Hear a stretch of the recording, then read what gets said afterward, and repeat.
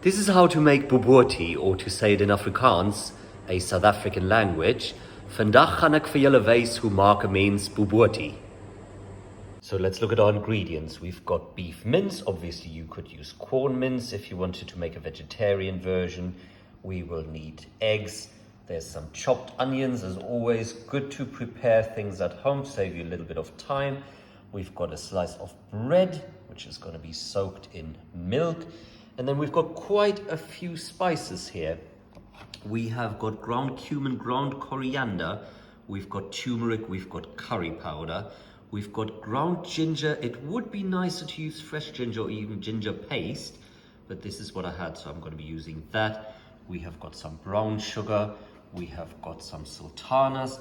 We have got some fresh garlic, and of course oil for frying.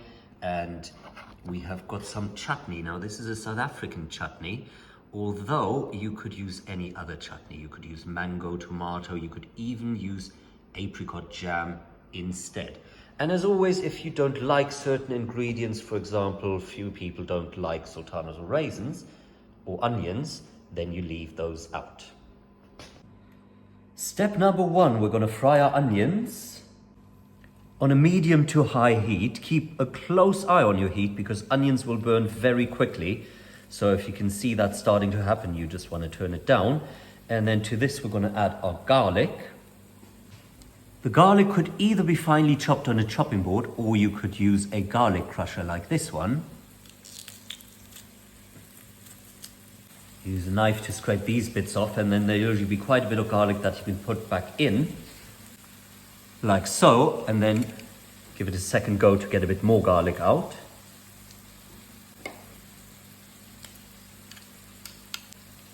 And then you would also add your fresh ginger or your ginger paste, and in my case I'm going to be adding my teaspoon of ginger powder.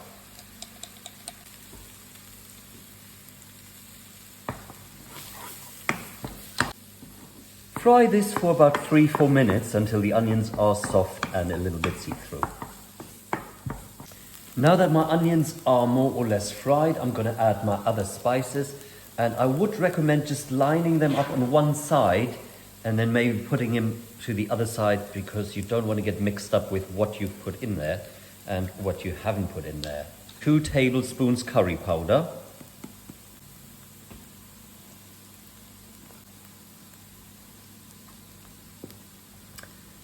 Up to you whether this is mild, medium or hot. Half a teaspoon turmeric. Half a teaspoon ground coriander. And half a teaspoon ground cumin. Mix your spices in with your onions and maybe add a tiny little bit more oil. And the next thing we do is we add our mince.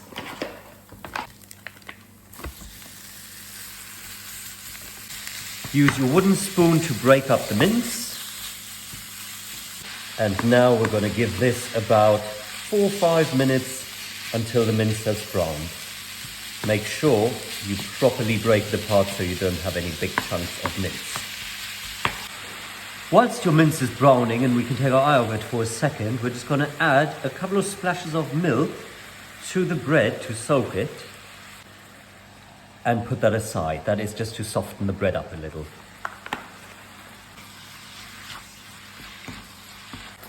And because this will be fried, as you can see now, as well as going into the oven, it's going to take quite a bit of time. So whatever you can do to save yourself time will help. Chopping up your onions beforehand, maybe mixing all your spices together at home so they can go in one go. Making sure you measure out your raisins. So my mince is now browned. I'm going to add my other ingredients, starting with your soaked bread. I know it doesn't look very nice at the moment, but trust me. Add my sultanas, teaspoon of brown sugar, or white sugar will do as well. Now, as I've said, if there's any of the spices you don't have, you can easily leave out 1 or 2, but you definitely want the curry powder. Tablespoon of tomato puree, which I forgot to mentioned earlier, and a tablespoon of chutney or your apricot jam. Much like for the meatballs, bread isn't strictly necessary, but it will just make your meal go a little bit further. And add a bit of salt and pepper to taste. Now we're going to transfer it to our oven-proof dish, and a loaf tin is actually perfect for that.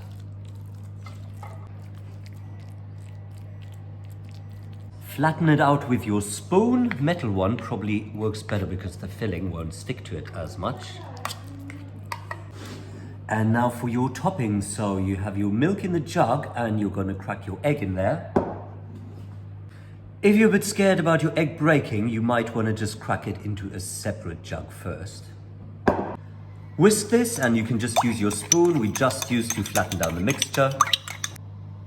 Add just a little bit of turmeric to your egg and milk mixture, and that will give it a nice yellow color.